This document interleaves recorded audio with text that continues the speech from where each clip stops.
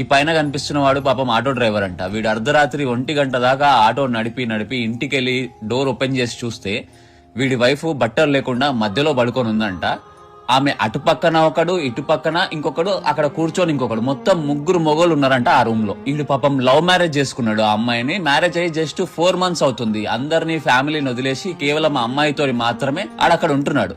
And అదేమంటదంట, వీళ్ళని ఏమనకు నువ్వు, వీళ్ళని ఏమన్నా అంటే మాత్రం నేను నిన్నిరికిస్తా, వీళ్ళని నేను కాపాడతా గానీ నిన్నిరికిస్తా, నీకు కొట్టాలంటే నన్ను కొట్టు, నరుకు, చంపు, కానీ వీళ్ళని మాత్రం ఏమనకు, వీళ్ళని ఏమన్నా అంటే మాత్రం నేను 100% ఇరికిస్తా, కానీ నేను వీళ్ళతోనే హ్యాపీగా ఉంటా అంటదంట. పాపం వాడు ఏడుస్తూ చెప్తున్నాడు, నా దగ్గర స్వెటర్ కొనుక్కోవడానికి డబ్బులు లేకపోతే నీకు కొనిచ్చాను కదే, అంత మంచి చూసుకుంటున్నా కదా నిన్ను, ఇట్లా ఎట్లా చేయాలనిపించిందని ఏడుస్తూ అడుగుతున్నాడంట. సరే వాళ్ళని ఏం చేయనని చెప్పి వాళ్ళని పంపించిన తర్వాత మాట పెరిగి దాన్ని గొంతు బట్టి పిసికాడంట.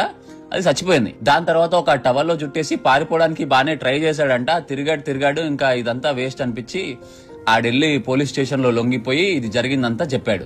ఎక్కడి దాకా వచ్చిందిరా సమాజము, నేను చెప్తున్నా కదా, ఒక్కరిని మించి ఒకరు పెద్ద లంజలు, చినాలు లంజలు ఉన్నాయి సమాజంలో. వదిలేస్తే సొంత కాళ్ళ మీద కాయ కష్టం చేసుకుని బతకాలి, ఇలాంటి లంజలతో చేత కాదు, దెంగించుకుని బతికేయడం ఈజీ. మీకు డైవర్స్ తీసుకునే ఆప్షన్ కూడా ఉంది, కానీ అది అంత ఓపెన్ గా చెప్తుంది నేను ఇరికిచ్చేస్తా అని చెప్పిన తర్వాత ఒకవేళ వాడు చంపకుండా డైవర్స్ ఇస్తే 498 దాని అమ్మ అని చెప్పి ఆడిని ఆడి ఫ్యామిలీని రోడ్డుకి ఇడుతో లంచ్ కనా ఎగ్జాక్ట్ గా ఇదే జరుగుతుంది.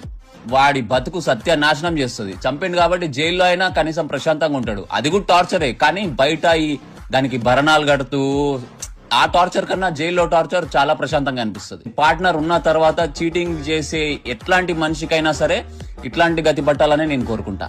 What do you feel? Please comment down.